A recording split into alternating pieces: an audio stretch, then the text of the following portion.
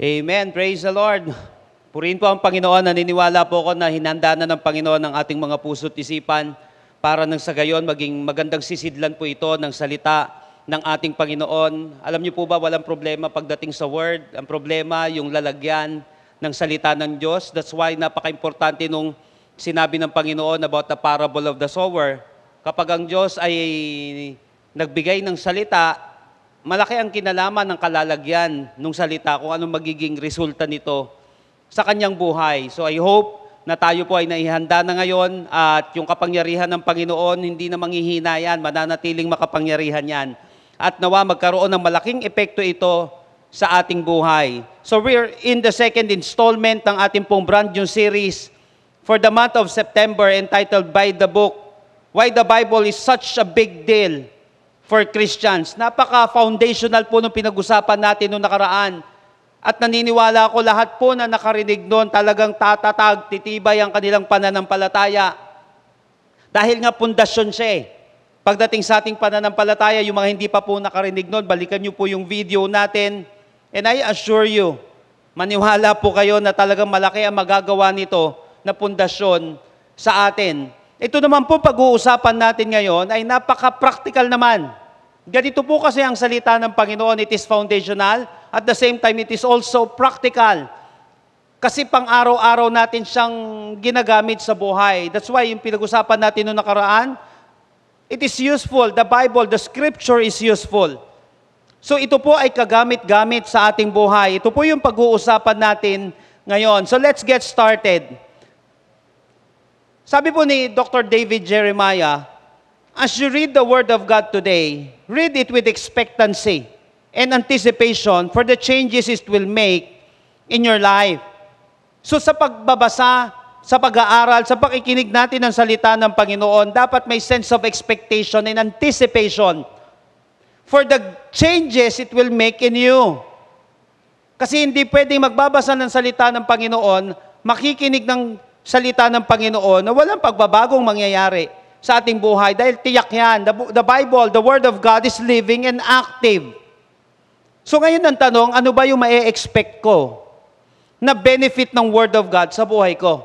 Ano ba ang ma-expect mo habang ikaw ay nakikinig, habang ikaw ay nag-aaral, habang ito ay iyong pinamumuhay, na magiging benefit nito sa buhay mo? Ulitin ko, the Bible is highly foundational and at the same time, practical.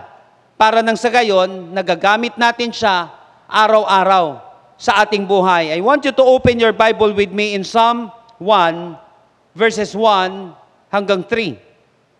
Psalm 1, verses 1 hanggang 3.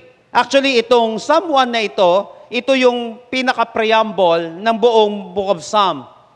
So kapag hinati-hati natin ito, may mga ilang sections ang Book of Psalms.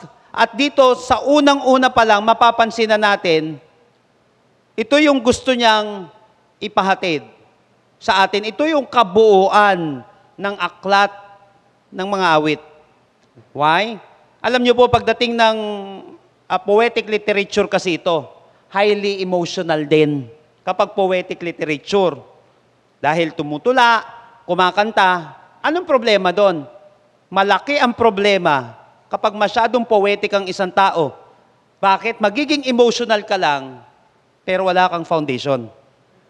Ngayon, lalabas sa emosyon natin, yung walang foundation, ililid tayo nito into disaster. Ililid niya tayo sa pagkawasa. Kaya nga kapag ang isang tao masyado naging emotional, di ba sinabi ko nga, magiging irrational tayo. So napaka-importante, kasama to sa Bible eh. Kasama siya sa naisipahatid sa atin ng Panginoon, sa mensahe ng Panginoon. So dapat ang pundasyon ng ating emosyon, walang iba, kundi yung ating devotion. Kundi yung salita ng Panginoon na kung saan inihahatid sa atin para hindi magkamali yung bugso ng damdamin. Para hindi magkamali yung pagiging artistic natin. Kasi baka yung pagiging artistic natin, yung pagiging, alam niyo po yun, emotional natin, malid siya pagdating sa kamalian, pagdating sa pagkawasak ng ating buhay. Kaya ang ganda ng simula niya. Psalm 1, 1 hanggang 3. How blessed is the man who does not walk in the counsel of the wicked, nor stand in the path of sinners, nor sit in the seat of scoffers. Verse 2, but his delight is in the law of the Lord, and his law he meditates day and night. He will be like a tree firmly planted by streams of water, which yields his fruit in its season, and its leaf does not wither, and it whatever he does, he prospers. Purihin po ang Panginoon sa pagkabasa ng kanyang banal at makapangyarihang salita. So how blessed is the man who does not walk in the counsel of the wicked. How happy is the man, sa ibang translation. Actually, this is also a pursuit of happiness. Kung gusto mo talaga maging pinagpala at maging masaya, napaka-importante. Ganda na ito. Tignan niyo po, who does not walk in the counsel of the wicked. Pagdating sa pagka-counsel, importante yung word. So kapag pinanggagalingan ng counsel mo, ng word mo, ay yung wickedness, hindi ka magiging masaya. Maniwala ka, hindi tunay na kasiyahan yon. Pag ang pinanggagalingan ng counsel natin ay hindi salita ng Panginoon, hindi ka tunay na magiging pinagpala nito. Nakuha po natin?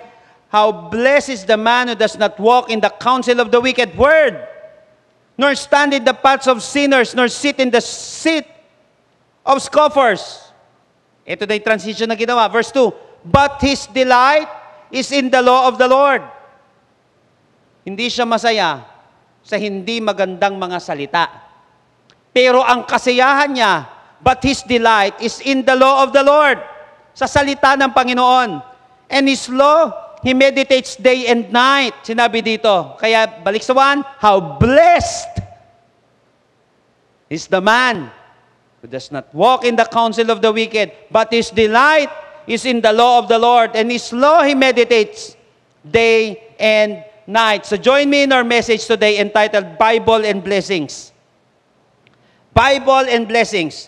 What are the practical benefits of the Word of God to us? Ano ba yung mga practical na benepisyo ng salita ng Panginoon sa buhay natin, sa pang-araw-araw, na magagamit natin ito, na makaka-apekto sa buhay natin? Tandaan natin, kapag may Bible, tiyak yan, may blessing yan. Ang Bible, ang Word of God, ay blessing. Now, let's look at the practical benefits of the Word of God sa ating buhay. Number 1, actually, 4 po ito, na napaka-practical. Number 1, in verse 3, sinabi dito, he will be like a tree firmly planted by the streams of water. Number 1 is firmness. He will be like a tree firmly planted. Firmness. Kapag may Word of God, napatatatag ka nito. That's why first it make us strong. Ang salita ng Panginoon, it means nung firmness na ito, it makes us strong. Lalakas ka ng salita ng Panginoon. When was the last time na nakaranas ka ng panghihina? Maybe dahil hindi ka nakakakain ng maayos, or maybe ikaw ay may karamdaman. Di ba ang hirap magtrabaho, ang hirap maging productive sa buhay? That's why the Word of God will make you firm. Ang salita ng Panginoon na nagbibigay ng tatag, ng tibay sa atin. Gusto mo ba maging matatag sa buhay? You need the Word of God because He will be like a tree firmly planted by the streams of water. Kaya nga someone said, the Word of God is also like vitamins. You don't want it, but you need it in order for you to be strong. Dumarating ba yung, sabi niya dito, di ba? You don't want it, but you need it in order for you to be strong. Dumating ba yung panahon na parang ayaw mo nang makinig ng salita ng Panginoon? Yung iba, hindi man, pero nakakaranas talaga ng ganyan. Dumating sa akin yan. O kaya naman, yung parang tinatamad ka na, dahil paulit-ulit na lang. Di ba, minsan kapag inom ka ng mga gamot, vitamins, parang araw-araw na lang to na iniinom. Dumarating na yung katamaran. Pero pag dumadating na yung panahon na yan, isipin mo na lang, the Word of God is also like a medicine or a vitamins. You don't want it, but you need it in order for you to be strong. He will be like a tree firmly planted by streams of water. Sa panahon na tinatamad ka na, sa panahon na parang ayaw mo, hindi pwedeng hindi. Kasi once hindi mo siya tinake, ganda yung pag-usapan natin sa buhay, next week, may kinalaman sa pagkain, may kinalaman sa total nourishment ng isang mananampalataya. Kasi maraming mga spiritually malnourished na mga Christians na mga tao, di lalo na pagdating dito, hindi ka magiging matatag eh. So the Word of God will make us strong. Kahit na ayaw natin, pilitin natin. Dumating na ba yung panahon na kapag Sunday, parang hirap na hirap ka, pero pinipilit mo, kaya tamad na tamad ka. Darating talaga yung panahon na yan. Dahil hindi naman lahat na nagtitake ng vitamins at nagtitake ng gamot, gusto din nila yung ginagawa nila, kaya lang kailangan mo siya. Second, it makes us secured. Firmness. Pag sinabing firmness, it makes us strong and it makes us secured. Pansinin niyo po, he will be like a tree firmly planted, firmly rooted by the streams of water. So, ibig sabihin, secured. Kapag may word of God ka sa iyong buhay, you cannot, listen to this, you cannot be uprooted. Maraming mga tao bubunutin ka. Pwede kang bunutin ng tao, ng kung sino-sino, ng pangyayari, ng sitwasyon. Maraming sitwasyon na magbubunot sa iyo na parang mga matitinding unos sa buhay natin. Di ba pag dumating yung napakalalakas na bagyo, may mga puno na kung saan nabubunot? Saan ba kasi sila nakatanim? Nakuha po natin siya.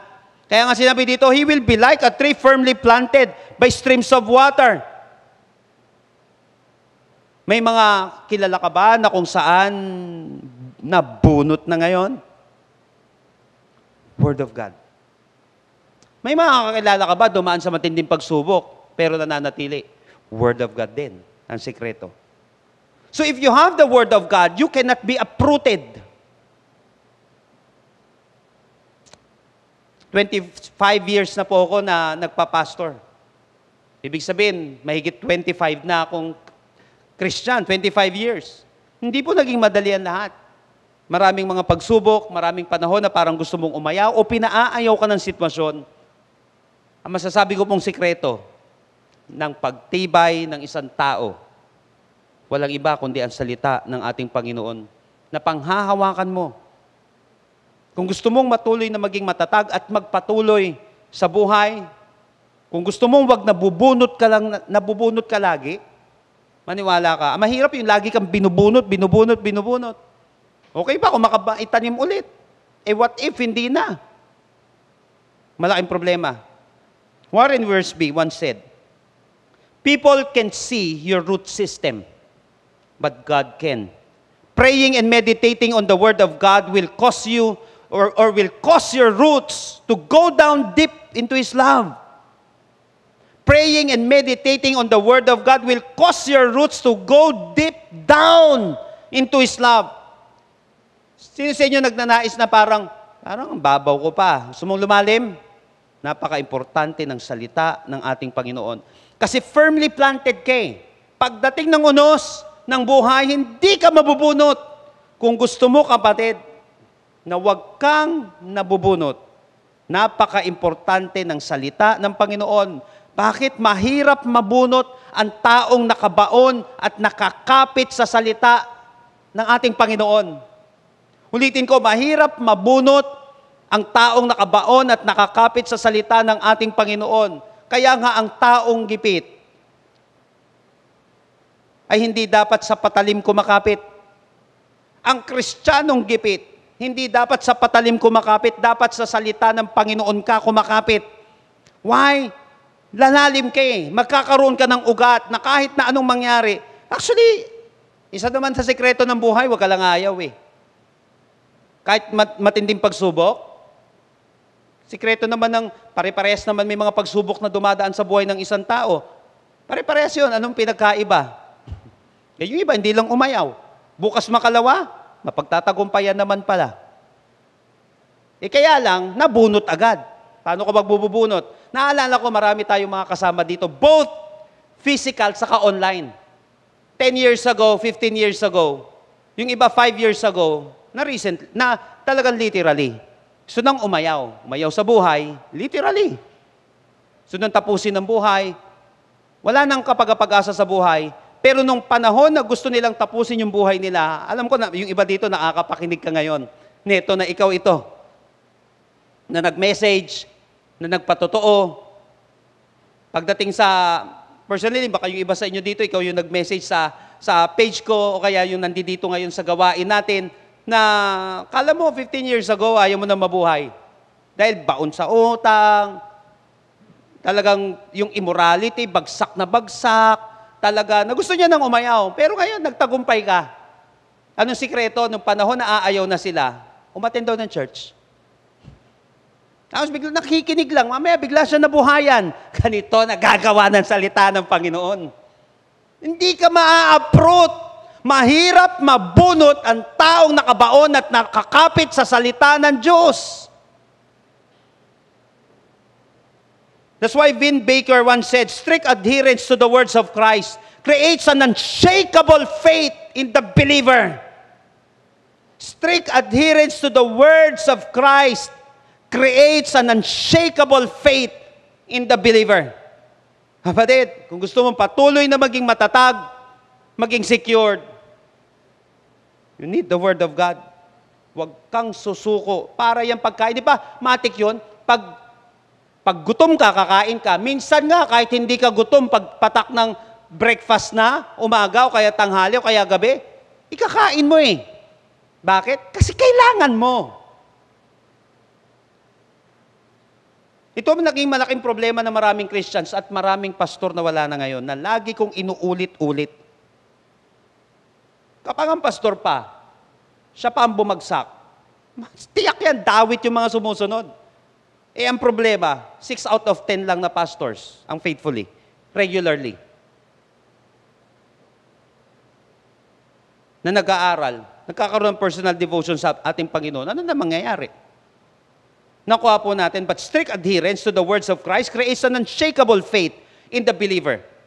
Gusto mong patuloy na maging matatag, maging matibay, nakabaon at nakakapit ka dapat sa salita ng ating Panginoon. Number 2, na napaka-practical. Ito pa lang eh, araw-araw, bakit may bayo eh, sa buhay natin eh. So you need to be firm. Paano? You need the Word of God. Second, which yields its fruit in its season. Number 2, na benefit nito, na practical benefit nito is fruitfulness. Remember that healthy human life is fruitful life. Tiyak yan kapag healthy ka, fruitful ka. Pag hindi ka healthy, may problema ka. Ibig sabihin kapag hindi ka fruitful, ibig sabihin hindi ka healthy, may problema ka. Kaya nga kapag, paano malalaman na fruitful ka? Ang fruit, halata. Hindi lang puro sa salita. Ulitin ko ang bunga ay halata. Hindi lang puro salita. Iba yung sinasalita, iba yung halata. Marami nagsasabi, mukhang fruitful, mukha lang, pero hindi naman totoo. Kasi ang bunga, kita yan eh. Nakuha po natin siya. Ngayon ang tanong, bakit ba kailangan natin itong bunga? Eh kasi nilikha ka para mamunga. Nakuha po natin yon. At yung bungang yan,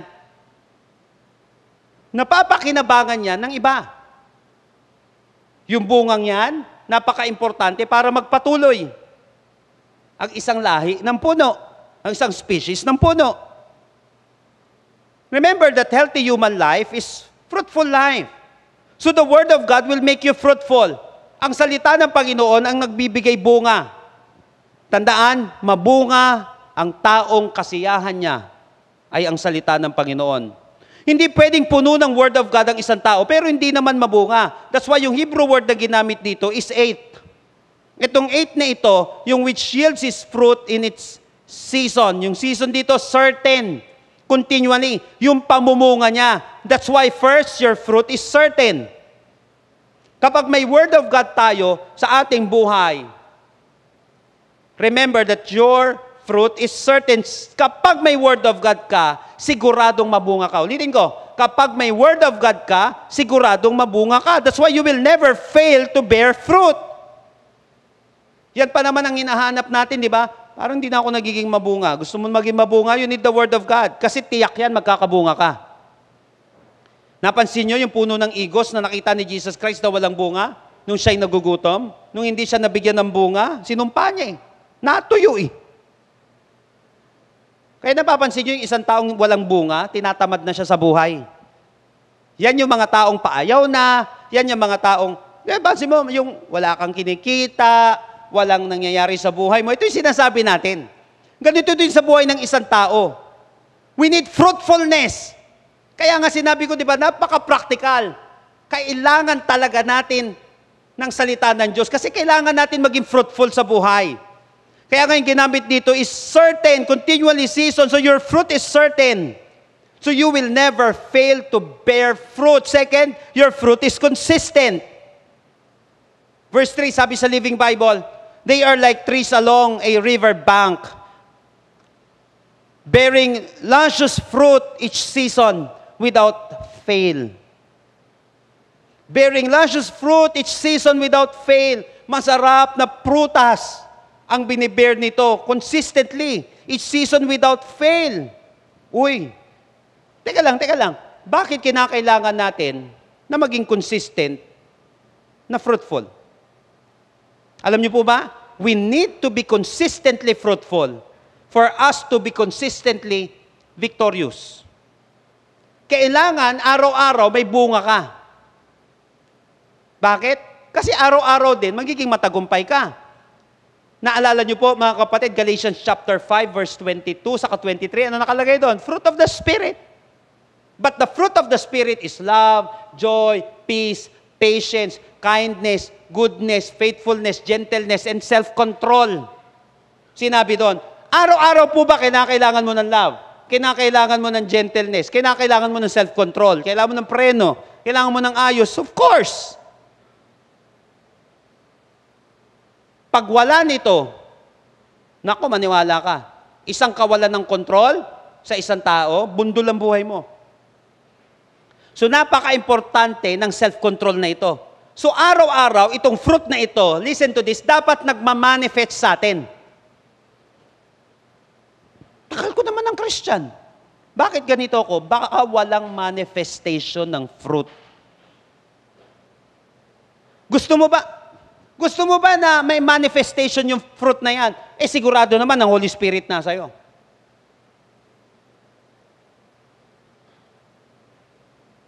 Sigurado naman. That's why naalala ko, sinabi ni Alban Douglas, isang kilalang theologian, noong 1970s, 80s, 90s. Sinabi niya, the Holy Spirit may become a resident. Talaga naman, residente siya sa atin. But not the President. Nakawa natin yon. Napaka-gentle din ng Holy Spirit. Resident siya, pero minsan, may Holy Spirit naman ako, pero bakit parang wala naman? Nandyan yan, problema mo lang. Walang manifestation nun. Why? Wala kang Word of God eh. Kasi ang Holy Spirit ang author ng Word, tapos wala kang Word. Hindi pwede yun. Hindi siya pwede. So, your fruit must be consistent.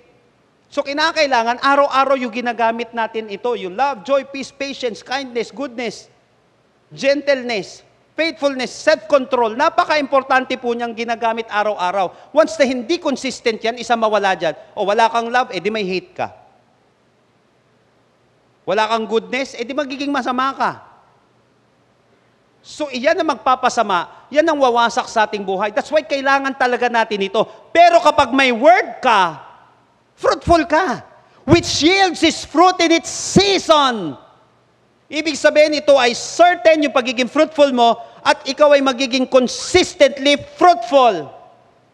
That's why sinabi ni John Bunyan, in my life, by the way, si John Bunyan, siya po yung mga favorite na author ninyo like Mark Twain, yung ibang mga classic na libro. Dito nila pinapattern ito. Ito yung influence nilang author. Si John Bunyan po ay isang lingkod ng Panginoon na kung saan ang daming persecution na naranasan sa kanyang buhay. Pero siya, nape-persecute sa pagpipreach, pinagbabawalan mag-preach ng Word of God. Sige pa rin ng sige. Sige pa rin ng sige. Nakulong, Word of God pa rin. Sulat ng libro. gamit ang salita ng ating Panginoon, hindi tumitigil sa Word of God. Kaya nga naman siya ay naging inspiration ng maraming mga Christian authors at mga theologians until now. Kaya nga sinabi ng tinaguri ang Prince of Preachers, si Charles Spurgeon, sinabi niya, pag binuksan mo si John Bunyan, sabi niya ganon, Word of God ang dadaloy na dugo dyan eh. Sabi niya ganon siya katindi. Kaya nga yung sinulat niya, yung librong The Pilgrims, yun sikat na libro niya, I think na-translate siya 1,300 na languages sa buong mundo. Ginawa siyang pattern ng mga theologians, ng mga Christian writers, because of the Word of God. Sinabi ni John Bunyan, in my life, if my life is fruitless, it doesn't matter who praises me. And if my life is fruitful, it doesn't matter who criticizes me. If my life is fruitless, it doesn't matter who praises me. Wala ka naman fruit eh, kahit sino mag-praise sa'yo, kalokohan lang yun. Binubola lang tayo nun. But if my life is fruitful, it doesn't matter who criticizes me. Eh natural naman, sino nagtagumpay na hindi criticize? Manalo ka ng ginto, pilak, sa katanso, still you will be criticized. Magtagumpay ka sa buhay, still you will be criticized. Nakuha po natin. Eh minsan naman, yung walang puro kalokohan ng ginagawa, sila pa'y napipraise. But sinabi niya, if my life is fruitful, sabi niya ganyan, if my life is fruitless, it doesn't matter who praises me. And if my life is fruitful, it doesn't matter who criticizes me. Kasi malinaw sa'yo eh. Nakuha natin, hindi ka kayang pabagsakin ng mga criticism ng mga tao kasi halata yung bunga mo. Halata na may inggit lang sa'yo, halata na gusto ko lang pabagsakin. Bakit? May ginagawa ka eh. Kaya nga ang isang matagumpay na Kristiyano, expect mo. Ang isang fruitful na Kristiyano, expect mo may criticism, may praise, at the same time may criticism. But hindi mo kinakailangan na bumagsak dahil sa criticism ng iba kung halata naman ang bunga mo. Kaya ka nga binabato kasi mabunga ka. Paano ka babatuin kung di ka mabunga? At least may ibon doon sa puno, pero madalas yung kasabihan na binabato kasi mabunga siya. So natural yun. Pero wala kang dapat ikatakot kapag fruitful ka kasi alam mo, totoo yung ginagawa mo na halata naman ito. So kinakailangan natin ang fruitfulness sa buhay natin, araw-araw. And you need to be certainly fruitful. Fruitfulness. Ang sarap maging mabunga. Dahil kahit sinong bumangga, mahirap pabulaanan ang totoo. Mahirap pasinungalingan ang tunay na bunga. So walang makabanggain man, tanda natin na mag-stand pa rin yung truth. Kasi may result eh. May bunga. Fruitfulness. Number 3. Sabi dito, basahin natin sa Tagalog. Verse 3. Katulad niya ang punong kahoy sa tabi ng batisan. Laging sariwa ang dahon at namumunga sa takdang panahon. Pangatlong practical na benefit ng Word of God sa buhay natin, araw-araw, number 3 is freshness. Freshness, laging sariwa ang dahon.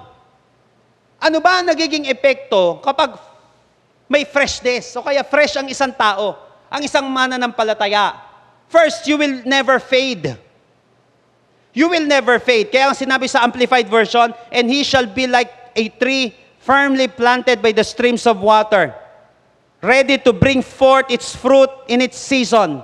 Its leaf also shall not fade or wither. And everything it does shall prosper. So you will never fade. Ibig sabihin, hindi ka, maniwala ka, hindi ka matutuyo kapag may Word of God ka sa buhay. Hindi ka, bakit ka maigi dito? Hindi ka kukupas. Listen, you will stay relevant. Ito ang problema ng maraming organizations, business at ng individual. Kaya dumadating ang panahon para wala na akong silbi. Lalo na kapag medyo umidad na, o kaya parang tingin niya natapos na yung season niya sa kanyang buhay. Hindi. If you're not dead, you're not done. Kaya lang ang problema ng isang company, alam naman natin yan, halimbawa sa mga gadgets natin, Ilan sa inyo dati, panahon ng 90s o early ng year 2000, may paborito kang cellphone. Kaya lang, halos wala na ngayon sa market. O kaya halos wala nang bumibili. Kakaunti na lang. O halos wala na nakakaalam yung sikat na sikat dati na alam mo. Ano nangyari? Relevance. Gusto ng Panginoon, makinig ka maigi dito, that you will stay relevant as a Christian. Hindi yung word natin lagi na, katulad na madalas ko dati naririnig sa mga may edad na tapos na ako dyan. Ha? Paano kung puro may edad yung nasa church, tapos na lahat, ilan na lang ang kikilos? Kaya nga po sa atin dito, mapapansin natin, shout out sa mga seniors natin, na kahit na may edad na, very active pa rin talaga sa gawain ng Panginoon. Napaka-fruitful. Why? Pwedeng tumanda lang yung balat, pero yung spiritual life, palakas ng palakas, parang Caleb. Piruin mo, napakatanda na. Sinabi niya, Joshua, bigay mo sa akin yan. Ako bahala sa mga, ubusin ko yung mga yan. Sabi niya ganun, pambira. Still on fire, kaya lagi sinasabi, keep the fire burning. So dito naman is freshness. You will never fade. Hindi ka kukupas and you will stay relevant. Kung gusto mo yung kumpanya mo, mag-i-exist pa rin. At maaapektuhan pa rin yung next generation ninyo, yung third, fourth, fifth, sixth generation, you must stay relevant. Kaya natutuwa ako sa mga malalaking kumpanya ngayon. Sila na lang yung chairman of the board, pero ang CEO nila medyo bata-bata, o kaya yung mga disciples nila, yung iba nga, di naman nila kamag-anak eh. Mga disipulo lang nila, kahit na family na business, kumukuha sila ng mga bata, yung mga kapu-apuhan naman nila, tinitrain na nila, sila ang hinahayaan. Why? Para maging relevant. Pero kinakailangan na ng guidance, syempre, ng mga nauna kasi baka naman ma-wildfire to, sunog lahat ng pinaghirapan. Namansin natin, you will stay relevant kapag may Word of God ka. You will never fade. Tiyak na kumukupas ang isang tao kahit na lingkod pa ng Panginoon once na mawala ang Word of God sa kanyang buhay. So the Word of God will make you fresh. Kasi Word of God ang sikreto ng mga spiritually fresh na Christians. Word of God ang sikreto ng mga spiritually fresh na Christians. So through the Word of God, you will avoid spiritual dryness. Isa sa pinakamahirap na mangyayari sa atin, yung matuyo tayo. Ang hirap matuyo. Yung labi mo lang matuyo yan. Ang hirap, di ba? Yung lunok ka ng lunok. Sino dito natuyuan na ng bigas? Sino dito natuyuan ng pera? Hirap ang tuyo. Mahirap matuyo na Kristiyano. Leila Gifty Akita once said, "There is nothing like the Word of God, a living water that never runs dry." There is nothing like the Word of God, a living water that never runs dry. So napaka-importante. One of the greatest influence sa leadership ko sa buhay ko, walang iba si Dr. John Maxwell. Nung tinuturuan niya kami noon, na sinabi niya, minsan daw may nagtanong sa kanya sa isang university. Tinanong siya, saan nanggagaling yung mga sinusulat mo? Saan nanggagaling yung mga principles mo? Yung mga laws na yan, yung mga ideas mo? Sabi niya, aminin ko, sa salita ng Panginoon. Bakit? Kapag sa salita ng tao, nauubos yan. Para yang ang ginawa mong igiban, ay yung drum lang. Bakit? Kapag drum yan, nauubusan yan. Pero dapat sumasalo ka sa balon na hindi nauubusan ng tubig. Nakuha po natin yon. Kasi dapat, kumukuha ka ng tubig dun sa source. That's why there is nothing like the Word of God, a living water that never runs dry. Kapag gusto mong wag kang natutuyo, doon ka sa source. May nagtanong sa akin, paano niyo po kinakaya yan? Ilang beses po kayo nagpipreach? Nagpe-prepare ng inihahanda ninyo linggo-linggo? Minsan 8 times a week. 7 lang, di ba? Days a week. Minsan ganun ako nagtuturo, minsan 12 times a week pa.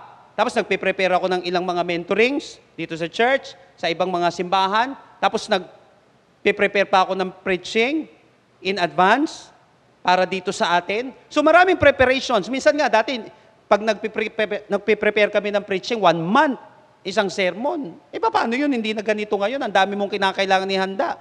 Saan manggagaling yan? Pag sa akin lang yan, matutuyo ka. Matutuyo ako. But kapag salukan mo salita ng Panginoon, that will never run dry. So you will never fade. Hindi ka kukupas pag may salita ng Diyos ka. Hindi ka matutuyo. Second, you will never fall. Sabi dito sa easy to read version, so it's verse 3, so they grow strong like a tree planted by a stream, a tree that produces fruit when it should, and leaves that never fall. Maniwala ka, hindi ka babagsak kapag may Word of God ka. Hindi ka kukupas, hindi ka babagsak. Kaya yung mga tao may Word of God, hanggang sa kahuli-hulihan ng kanilang buhay, hindi naman sila kumukupas. Kasi may pakinabang pa rin sila eh. Ano nangyari? Ba't di sila bumagsak? Because of the Word of God. It has leaves that never fall. Mahirap bumagsak. Maniwala po kayo. Yung matuyo ka lang, mahirap na eh, bumagsak pa. Sino dito nangangarap kang bumagsak? Wala naman eh. Pero hindi ka maigi. Kahit wag mong pangarapin na wag bumagsak, babagsak ka. Kasi Word of God ang magpapanatili sa atin. Kahit wag mong pangarapin, babagsak ka. Kaya ngayon, kaya mo ito napapakinggan kasi ayaw ka ni Lord bumagsak. And has leaves that never fall. Jack Hayford once said, maniwala, sabi niya dito, napaka-importante patungkol sa salita ng ating Panginoon. The Bible is, as necessary to spiritual life, a breath is to natural life. There is nothing more essential to our lives than the Word of God. There is nothing more essential to our lives than the Word of God. Essential siya. Tulad ng pagkain, tulad ng paghinga. So kung gusto mong wag kang kumupas at manatili kang relevant sa buhay, kung gusto mong wag kang bumabagsak, napaka-importante ng salita ng Diyos. Tamang pakikinig, tamang pagkain, tamang pag-aaral ng salita ng Panginoon, believe me. Freshness is yours. Bakit kaya ang tagal-tagal niya na Christian, napaka-on fire niya pa rin. Ang ayos niyang kausap. Hindi siya laging parang toxic na tao. Kasi dumadating naman talaga sa atin yan. Dapat, di ba, natural sa buhay yan, may hit na tutuyuin tayo. Minsan may pangyayari na parang gusto kang ubusin. Gustong sipsipin yung buhay mo para matuyo ka ng tuluyan. Natural yan. Kaya nga, kinakailangan natin ng Word of God para kahit natatamaan tayo ng matitinding mga maiinit na sitwasyon at maiinit na pangyayari sa ating buhay, you will stay fresh. Kasi tutuyuin ka ng sitwasyon. Tutuyuin ka ng iba't ibang pagkakataon. Pero ba't may mga puno na kahit na napakatindi ng tirik ng araw, ay nag-i-exist pa rin hanggang ngayon? Firmly planted sila. Sa streams of water, nananatiling sariwa ang kanilang dahon. That's why hindi sila nag-fade at hindi sila nagfo-fall. Bakit? Essential ang Word of God sa buhay ng isang tao. Last but not the least. Verse 3, ito yung dulo. And in whatever he does, he prospers. Grabe. Pang-apat na practical na benefit ng Word of God sa atin araw-araw is fullness. And in whatever he does, he prospers. Fullness means richness, abundance, completeness. Kaya nga po yung ginamit dito sa Hebrew ay saulak. Itong saulak na ito, ang ibig sabihin nito is be good, be profitable, prosper. Fullness. Grabe. First, kapag may Word of God tayo sa ating buhay, ito yung pundasyon natin, ito yung nagli-lead sa atin, first, you will have a useful life.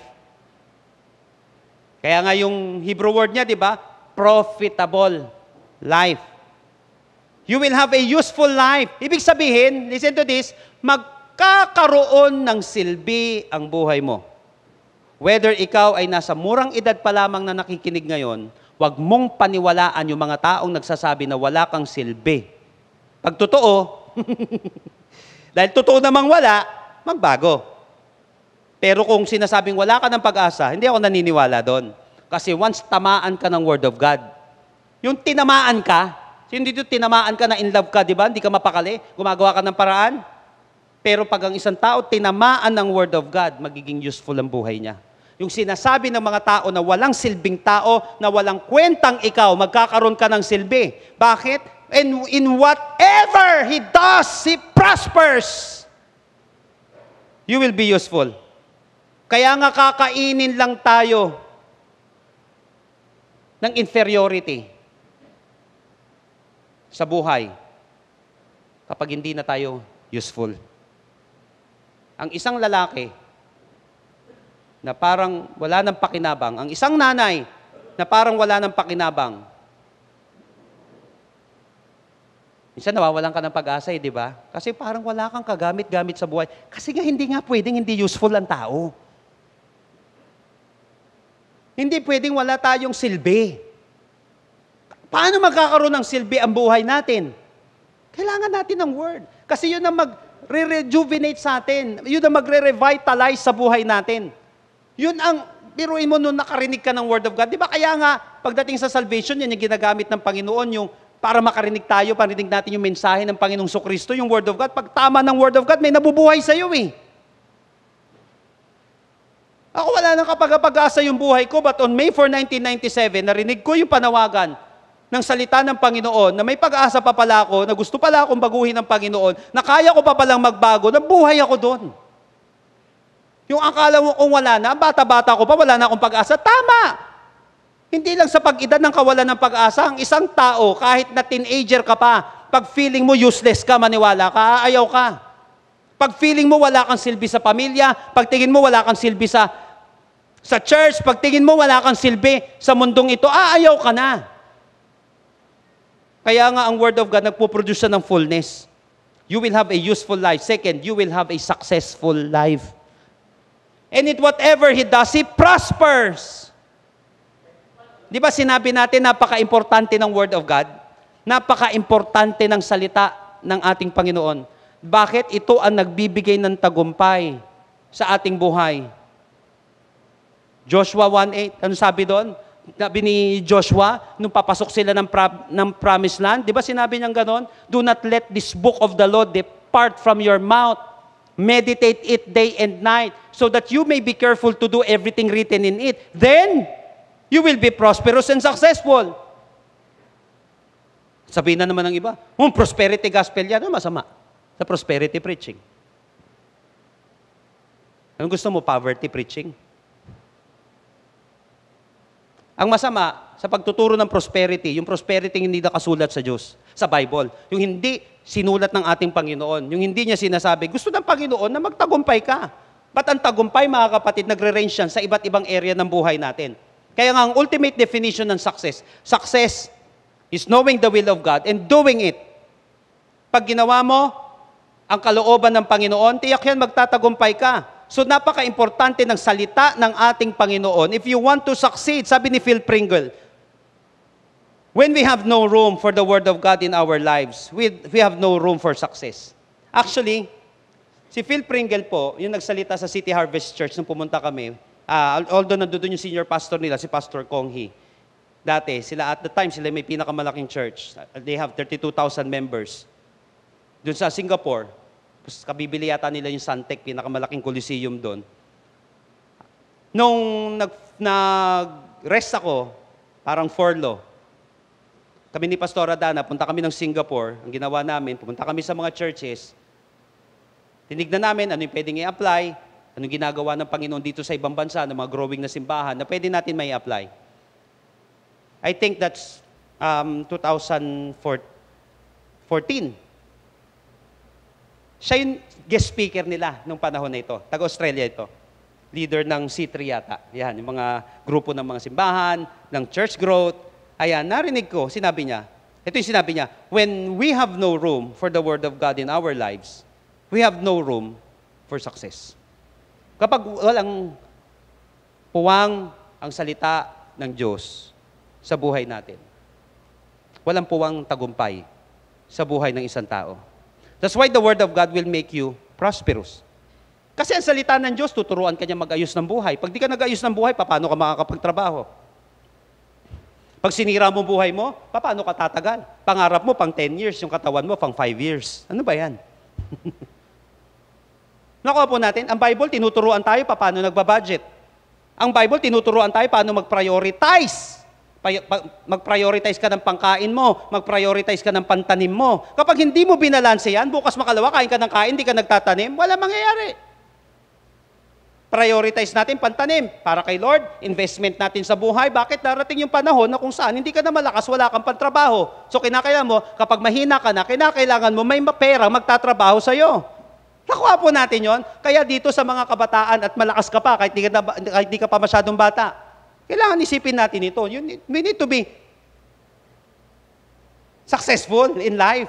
Ibig sabihin, yung success na nagagaling sa Panginoon, kasi hindi pwedeng nakatulala tayo pag umiidad tayo. Ngayon, kaya mo magtrabaho. What if hindi mo na kaya? Balang araw, paano ka kakain? Aasa ka? Tapos mamaya magiging inferior ka niyan. Wala akong silbi, wala akong kwenta. Ang salita ng Panginoon, tuturuan tayo at tutulungan tayo na magkaroon ng ayos ang buhay natin, magkaroon ng silbi ang buhay natin. The Word of God will make you prosperous. It will make you abundant. It will make you successful. Bilang mananampalataya, bilang lingkod ng ating Panginoon, bilang nanay, bilang tatay, napaka-kumpleto ng salita ng ating Panginoon. Kaya nga, Word of God ang sikreto ng mga matagumpay na Kristiyano. Ulitin ko, Word of God ang sikreto ng mga matagumpay na Kristiyano. Kahit narinig mo na ito, uulit-ulitin natin ito at ulit-ulitin mo yan sa isip mo. Yan ang magpapanatili sa'yo hanggang sa dulo. Someone said that the Word of God prepares you for a better life in this world and after you leave this world. Tanda niyo po yan? The Word of God prepares you for a better life in this world and after you leave this world. Gusto mo ba ng better life pagtapos ng buhay na ito? You need the Word of God. Gusto mo ba ng better life kahit nandito ka pa sa mundo? You need the Word of God. Salita ng Panginoon. Dito ka magiging pinagpala. Dito ka makakaranas ng fullness ng buhay mo. Masasabi mo na lang, nabuo ang buhay mo. Masasabi mo na lang na hindi naging sayang ang buhay mo sa mundong ito. And in whatever He does, prospers. Abundance, completeness, maturity. So what are the practical benefits of the Word of God sa ating buhay na araw-araw kailangan natin ito? Kaya nga sinabi niya, babalikan ko yung unang sinabi natin, how blessed is the man, verse 1, who does not walk in the counsel, in the word of the wicked. Kaya nga kung sino-sino pinakikinggan mo, yung counseling ng anak mo galing sa tao na wala namang Word of God, galing sa sino mang mga celebrities na wala namang magandang sinasabi. Ilan na nagka-counsel sa atin sa video ngayon? Sa social media, yan papakinggan mo? Hindi maglalast yan forever. Baka last, LUST lang ang ibigay niyan. O baka last na yan. Huli na ng buhay natin yan. Kaya, importante yung pinakikinggan. How blessed is the man who does not walk in the counsel of the wicked. But sinabi sa verse 2, but his delight is in the law of the Lord. And his law he meditates day and night. Anong epekto niyan?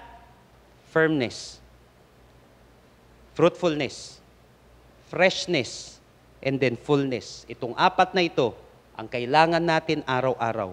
Kailangan mong maging matatag. Bakit? May magpapabagsak sa'yo. Parang kumpanya lang no? Para mga tao lang. Dahil hindi naman lahat matutuwa sa'yo, sa tagumpay mo. Dahil may mga mangangarap na bumagsak ka, that thief comes only to steal and kill and destroy. So you need to be firm. Second, fruitfulness. Dahil hindi pwedeng puro salita, dapat ito ay halata.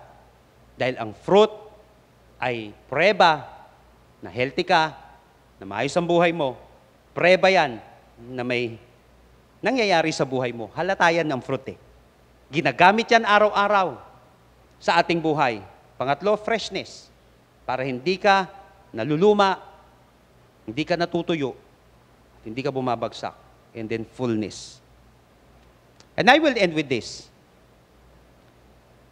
In the book, The Essence of Faith, Gift Gugu Mona said, be obedient to the Word of God and have faith in Him because that can, tignan nyo to, that can change the trajectory of your life. Be obedient to the Word of God and have faith in Him because that can change the trajectory of your life. Ano ba yung trajectory ng buhay natin ngayon? Akala ko dati, ang trajectory lang ng buhay ko, kahirapan, kasalanan, kamunduhan, ospital, ano pa? Sementeryo, impyerno. Yun yung nakikita kong trajectory ng buhay ko. Bakit? Hindi mo na kinakailangan pang matinding mathematics dito. Kung ano yung ginagawa mo ngayon, edi doon ka pupunta. Puro kademonyo ang ginagawa ko, edi sa impyerno ko pupunta. Katamaran ng buhay ko, edi sa kawalan, sa kahirapan mapupunta ang buhay ko. Yun yung trajectory. Maybe some of us right now, mukhang nakikita mo, parang hindi maganda yung trajectory ng buhay mo ngayon. Lahat tayo nakakaranas niyan. But you need the Word of God. Because the Word of God prepares you. Or the Word of God will change the trajectory of your life. Nung nakikinig na ako, nung nagpe-penetrate na ang Word of God sa puso't isip ko, doon nababago yung isip ko, doon nababago yung kilos ko, doon nababago yung buhay ko, doon din mababago yung ginagawa natin sa buhay. That's why tama ang Bible. Psalm 119:105, your word is a lamp unto my feet and a light for my path. Pabago yung direksyon ng buhay natin, umaayos yung direksyon ng buhay natin. Natatanggal yung mga lason sa buhay natin. Kaya nga same, yung 119, basahin niyo po yun, may kinalaman sa Word of God yun, ng Book of Psalm. Di ba sinabi dun sa verse 11 ng 119? Pang pang memory verse din ito. I have hidden your word in my heart that I might not sin against you. Yung mga taong nalulublob sa kasalanan, hindi lubog sa salita ng Diyos. Dahil pag lubog sa salita ng Diyos, napagtatagumpayan ng sin. Ang itinatago, salita ng Diyos, hindi kasalanan. Once yan ang itinanim mo at itinago mo sa'yo, sasabog ka dyan, maniwala ka. Sirabuhay mo dyan. Kaya sinabi niya, I have hidden your word in my heart that I might not sin against you. Pagdating ng 105, verse 105, your word is a lamp to my feet and a light for my path. The word of God will change the trajectory of your life. Kung tingin mo pa, impyerno ka na, papunta ka na sa kapahamakan, mababago yung trajectory ng buhay na yan. Huwag mong hahayaan na nagbibigay ng direksyon sa'yo yung huling sinabi ng mga tao na naiinggit sa'yo, o yung mga tao na galit sa'yo, yung mga tao na kung saan, hindi perpekto. Pwede kasing totoo sinasabi nila eh. Pwede namang hindi. Pero kahit na totoo yan, pwede pa rin magbago ang buhay mo because the Word of God can change the trajectory of your life. Pwedeng mabago ang buhay mo. Kaya sa lahat na nakakapakinig ngayon, naniniwala ko, may pagbabagong mangyayari sa buhay ko. Kaya nga napakaganda, once na ang Panginoon ay naghari sa ating buhay, doon na tayo mai-in-love sa Word of God. John 1:1, in the beginning was the Word, and the Word was with God, and the Word was God. 14, and the Word became flesh and dwelleth among us. So we need our Lord Jesus Christ. Para nang sa gayon, patuloy tayong ma-in-love sa Word of God. Patuloy nating habulin yung Word of God sa ating buhay. Patuloy tayong kumain sa ating buhay. The moment na magkaroon tayo ng personal na relasyon sa Panginoon, dun ka na magkikrave sa Word of God. So before we will pray, Nawa kapatid, tumaas yung craving mo pagdating sa Word of God. Sana tumaas pa yung craving mo sa salita ng ating Panginoon. I want you to close your eyes right now. Ikaw at ang ating Panginoon ngayong oras na ito. Who among you here right now, ang tingin mo yung trajectory ng buhay mo ay hindi maganda. Yung patutunguhan ng buhay mo. O kaya naman maybe hindi mo alam kung ano yung ayos ng buhay natin. Hindi mo talaga alam kung saan patutungo yung buhay na ito. O yung iba naman sa atin dito, maybe alam mo na hindi maganda yung trajectory ng buhay na ito. Hindi maganda yung kasasapitan ng buhay na ito. Whatever it is, right now, kaya kang baguhin ng ating Panginoon. Kaya kang baguhin at ayusin ng ating Panginoon. If any one of you here right now na sinasabi, Lord, change the trajectory of my life, you need Jesus in your life. The Bible said in John 1:12, yet to those who receive Him, to those who believe in His name, He gave them the right to become children of God. You need Jesus in your life. The Word. He is the way, the truth, and the life. No one comes to the Father except by Him. Ngayong oras na ito, sabi mo, Lord, gusto ko po mabago yung trajectory ng buhay ko. Accept Jesus. Let Jesus rule your life right now. Maniwala ka. If you're not dead, you're not done. May pag-asa ka pa. Ngayong oras na ito, kapatid, ikaw at ang ating Panginoon, I want you to pray this prayer with me right now and make it your personal prayer. And I believe that after this, your life will never be the same again. God will change the trajectory of your life. Tell it to Jesus right now, Lord Jesus. Lord Jesus, Come into my life. come into my life. I surrender my heart to you. I surrender my heart to you. I admit that I'm a sinner, I admit that I am a sinner, but I believe that you are my Savior. but I believe that you are my Savior. Starting today, Starting today, be the Lord of my life. be the Lord of my life. Save me. Save me. In Jesus' name, In Jesus' name. Amen. Amen. Kapatid, kung ipinanalangin mo yan mula sa iyong puso, personal na panalangin ang ginawa mo ngayong araw na ito, believe me, kayang baguhin ng Panginoon ang direksyon ng buhay natin. Kaya ni Lord magbago ng puso't isipan. Starting today, maiinlib ka ulit sa salita ng Panginoon. Pagkikrave ka sa Word of God. And for all of us, Lord, maybe yung iba medyo matagal ng Christian, Lord, winawasak ko ang gawa ng kaaway, Panginoon. Yung kaaway, Panginoon, na winasak yung appetite niya, yung spiritual appetite niya ngayong oras na ito. Lahat ng pinoison ng demonyo, Panginoon. Ang kanyang puso't isipan, Lord, I rebuke it in the name of Jesus. Lahat na nang na-poison yung kanyang isip, na yun na nagro-rule sa kanyang buhay, Panginoon, na dinadala siya sa kawalan at kapahamakan. In the name of Jesus, I speak for freedom right now. The truth shall set you free. Be free in the name of Jesus. Lord, bumalik yung spiritual appetite namin, Panginoon. Yung appetite namin, Panginoon, sa word mo, sa presence mo, Panginoon, sa pag-worship, sa pananalangin, sa pagpapasalamat sa iyo in the name of Jesus. Muli mong buhayin ang bawat isa. Sa pangalan ng Panginoong Hesus, mauhaw sa presensya mo lagi ang bawat isa, Panginoon. Espiritu ng katamaran, katamlayan, kapahamakan, kahirapan, sa pangalan ng Panginoong Hesus, ay amin pong winawasak. Lord, I pray that you prosper these people. Bless them, bless us, Lord, and make us a blessing to others as well.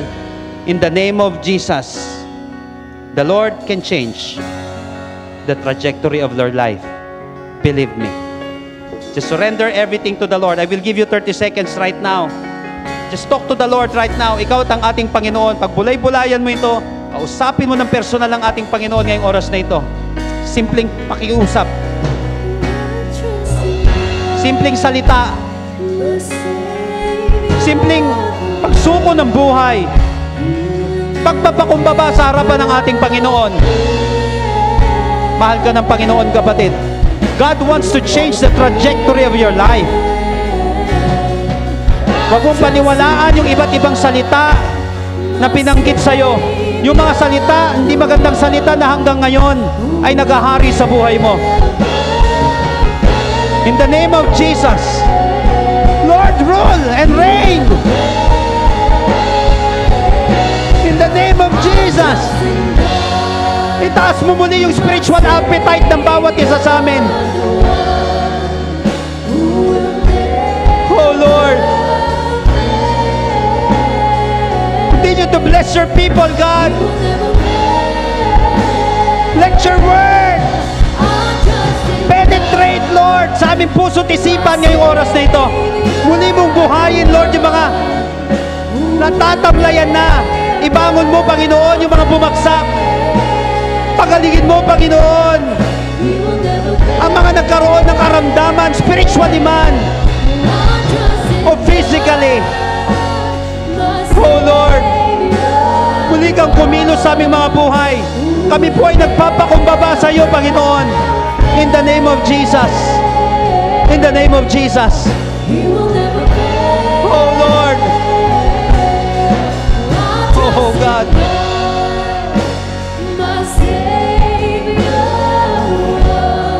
Come, Lord. Touch us, God, again, Lord. Oh Lord. Touch your people, comfort your people, Lord. The Lord is touching you right now. The Lord is healing you right now. The Lord is transforming you right now. The blessing of the Lord is here. The Lord is healing someone. May inaayos na buhay ang ating Panginoon. Binibigyan ka muli ng pangitahin ng ating Panginoon. Oh Lord. Just come to Jesus. Oh Lord. Oh Lord. Oh Jesus.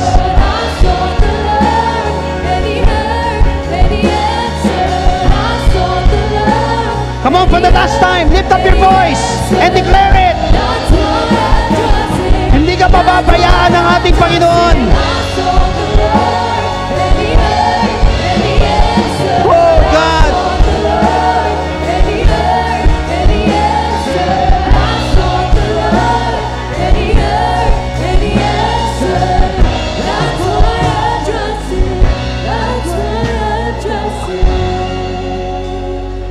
Panginoon, kami po ay nagtitiwala sa iyong salita.